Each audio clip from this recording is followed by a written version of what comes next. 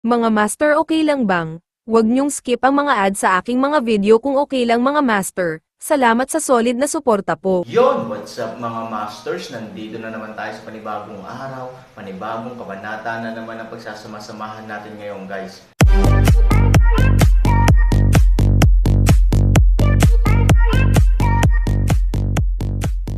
Bali mga masters, kung bago ka pa lang po sa aking YouTube channel, please click the subscribe button, lalong-lalo na po yung notification bell guys, para maging connected pa rin tayo sa isa't isa at maging updated kayo sa mga susunod ko pang video.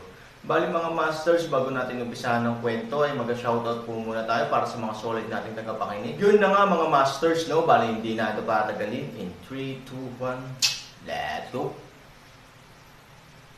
Iyon ay isang tao na mas nakakatakot kaysa sa demonyo sa impyerno.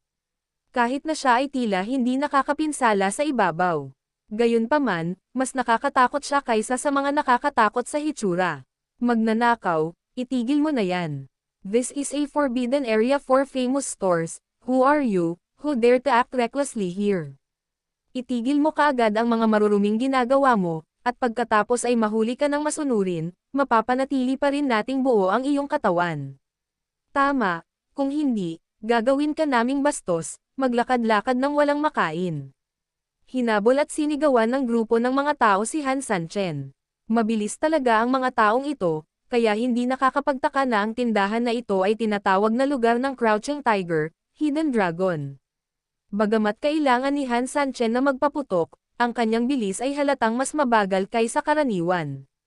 Ngunit kahit na ano, mayroon itong medyo tiyak na bilis. And if this group of people can catch up directly, I have to admit that this group of people is really quite capable. Kung tutuusin, ang isang taong may bilis ng Han Sanchen ay kailangang maging eksperto man lang para makahabol. Ngunit ano ang mga taong ito?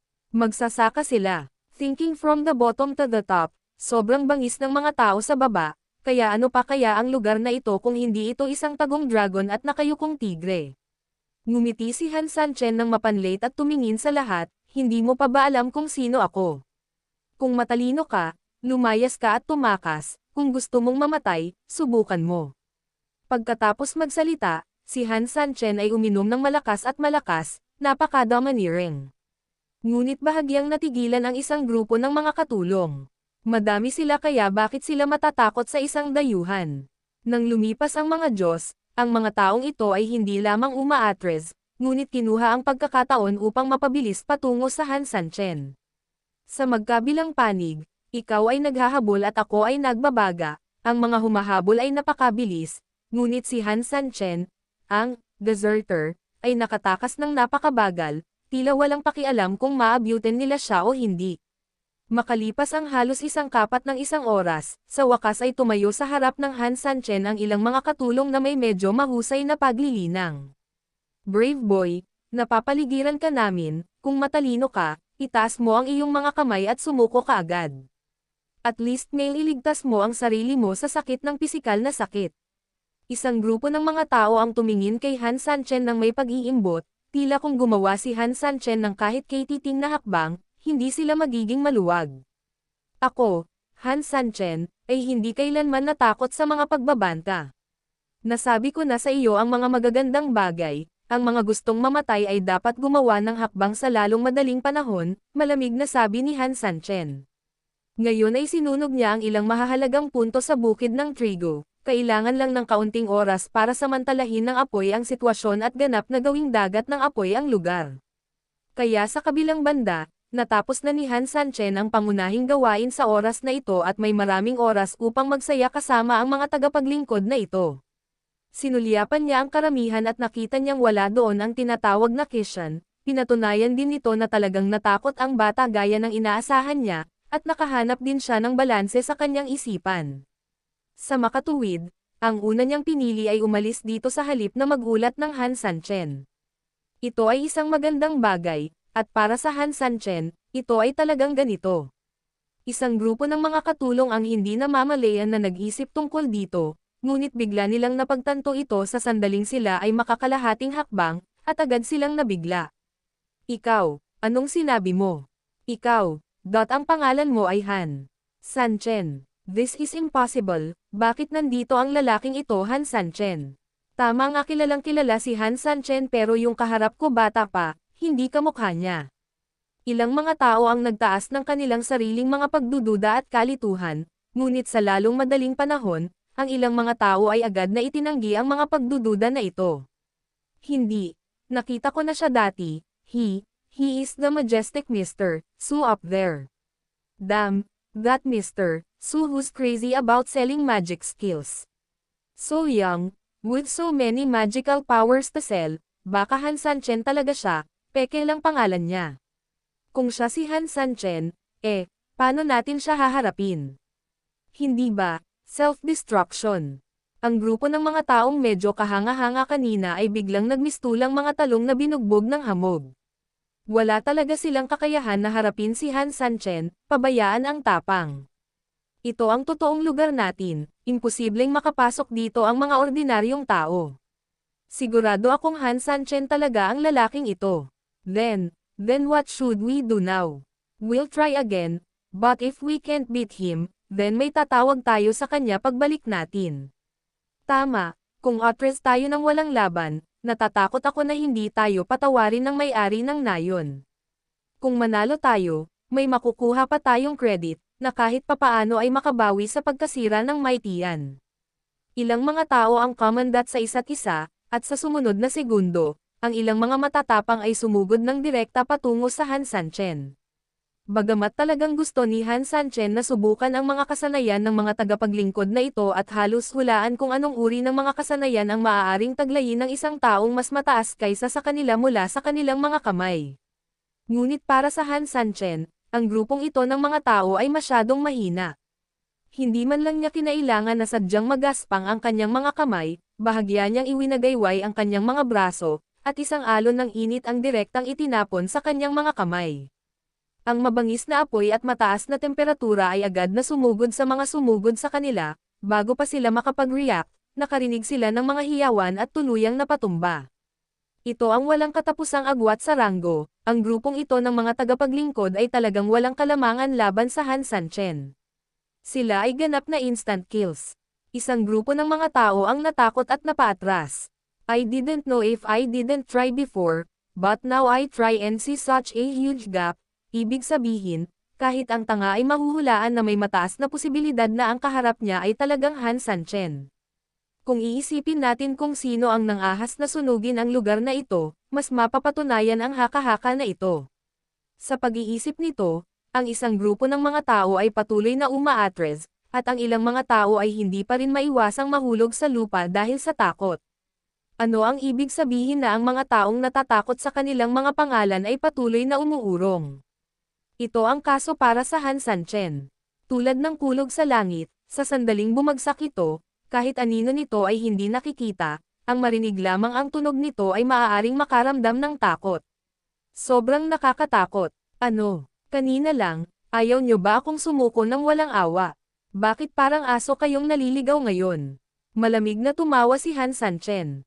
Bagamat may daan-daang utusan sa harap nila, batay sa kanilang paglilinang at lakas, sa Han Sanchen, sila ay usok lamang sa harap nila, na maaaring mapatay sa pamamagitan ng pag-ihip ng abo.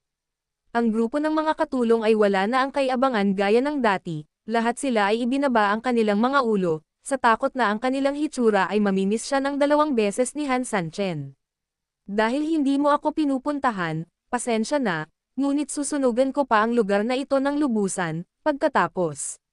Magsalita ni Han Sanchen, ginalaw niya ang kanyang katawan at lumipad muli patungo sa taniman ng trigo sa di kalayuan. Kasabay nito ang pagputok ng apoy sa kanyang kamay pababa. Saglit, ang mga apoy ay bumaril sa langit, at kasama ng apoy na nagsimula na, ang buong bukirin ng trigo ay mailalarawan bilang isang tanawin ng apoy sa lupa. Bagaman nagtatago si Ivory laban sa hangin at ayon sa teorya ay hindi tatamaan ng apoy, ang apoy sa pinangyarihan ay napakalaki na ang temperatura ay masyadong mataas. Sa huli, kinailangan ni Ivory na hawakan ang energy shield at subukan ang kanyang makakaya sa bahay na gawa sa pawid, panatilihin ang init. Para protektahan ang Xiao Tao. Sa katunayan, sa kasalukuyang antas ng paglilinang ni Ivory, hindi na niya kailangan pang humawak ng energy shield para mapaglabanan ang matataas na temperaturang ito. Ngunit natatakot siya na ang Xiao Tao ay masira ng init, kaya kailangan niyang suportahan ang isang energy shield na partikular para sa kanya. Bilis, pumunta at ipaalam sa Katie wala. Sa mga natarantang katulong, sa wakas ay natanto ng ilang tao kung ano ang nangyayari. After the accident, may nag-notify agad sa steward, I believe they are already on their way. Ayon sa mga patakaran dito, kapag may nangyaring aksidente, ang mga tao dito ay magsusumbong sa kanilang mga nakatataas sa lalong madaling panahon. Kapag ang mga nakatataas ay sabay-sabay na dumating, sila ay mag-uulat sa mga nakatataas upang makamit ang layunin ng pagsulong ng hakbang-hakbang nang hindi naantala ang pagkakataon. Tama na, habang nag-uusap ang grupong ito ng mga tao, 12-dosenang itim na anino ang lumipad mula sa mga taniman ng trigo sa di kalayuan, at kabilang sa kanila, isang nasa katanghaliang gulang na lalaki ang personal na namuna sa grupo. Bagamat sila ay nasa malayo, naramdaman ni Han Sanchen na ang mga kakayahan ng mga lalaking ito na nakaitim ay halatang ilang beses na mas malakas kaysa sa mga katulong na ito, lalo na ang nasa katanghaliang gulang na lalaki, na may aura ng isang nangungunang master. Malinaw naman, ang taong ito ay maaaring hindi mataas ang ranggo, ngunit tiyak na responsable siya sa medyo mabibigat na gawaing pansiguridad tulad ng pagbabantay sa nursing home. Malamig na ngumiti si Han Sanchen, marahang pinigil ang kanyang kamay, at hinintay na makalapit ang 12-dosenang tao. Sa isang kisap mata, isang grupo ng mga tao ang nahulog sa tabi ni Han Sanchen at pinalibutan siya ng mahigpit. Bold maniac, I am the guardian of this place, how dare you make trouble here? Galit na umuungal ang malakas na lalaki, puno ng pangangibabaw. Sa oras na ito, nagmamadaling tumakbo ang isang katulong para bamulong sa kanyang tainga, nabigla ang malakas na lalaki nang marinig ang boses, ano? Ikaw ba si Han Sanchen? Han Sanchen ngumiti ng mapanlit, oo. Palibutan mo siya agad, but please tell me clearly, kung gusto mo siyang palibutan pero hindi lumaban, we are no match for him, let's wait for the internal guards to come over. Ang malakas na lalaking ito ay mukhang baka, ngunit ang hindi inaasahan ni Han Sanchen ay ang kanyang isip ay medyo flexible. Sa oras na ito, alam niya na ang agwat sa pagitan ng kaaway at sa ating sarili ay masyadong malaki at hindi nararapat na kumilos.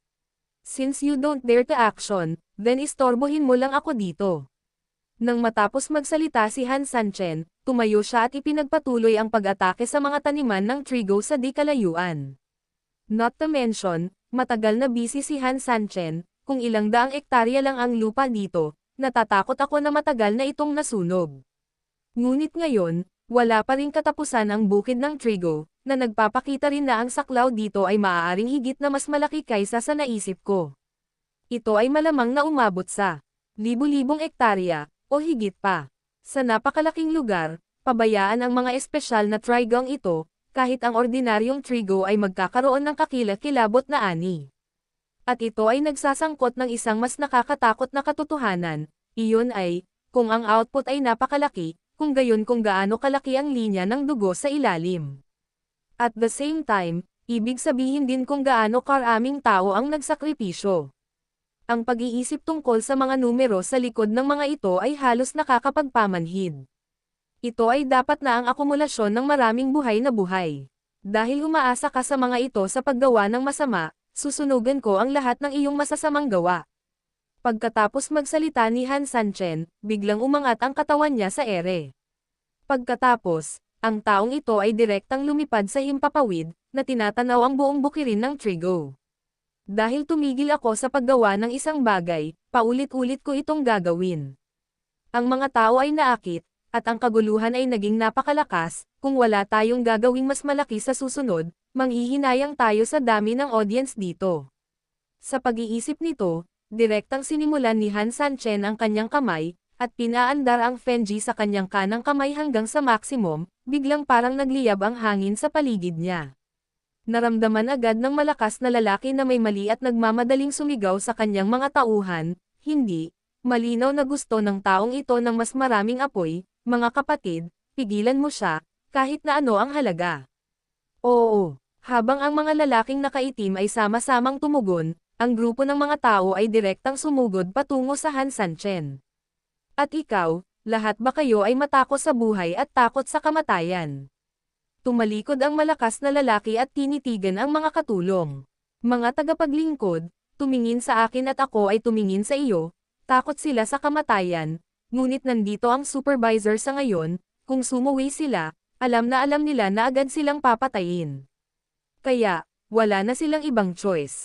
Pakiusap din sa nursing home para sa mga tagubilin. Okay. Nagpunta na ang mga lalaking nakaitim para asarin at pigilan si Han Sanchen.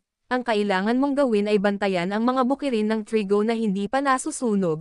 Tandaan mo, wala akong pakialam kung anong paraan ang gamitin mo, kahit gamitin mo ang iyong katawan para harangin ito, kailangan mong harangan ang apoy para sa akin, naiintindihan mo ba?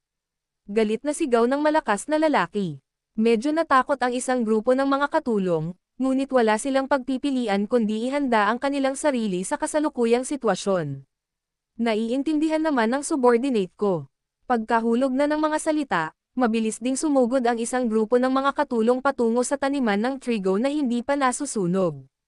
Bagamat alam nila sa kanilang mga puso na kung bumagsak ang apoy sa langit ni Han Sanchen, imposibleng malabanan nila ito ng kanilang mga katawan, ngunit kailangan nilang sundin ang mga utos mula sa itaas.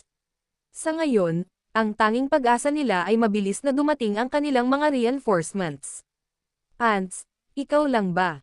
Malamig na ngumiti si Han Sanchen, hindi niya pinansin ang pagtatanggol ng mga taong ito, sabay galaw ng kamay, si Fenji, na nag-iipon na ng lakas hanggang sa kabaliwan, biglang sumugod na parang mabangis na kabayong nakatakas sa renda, may dagandong.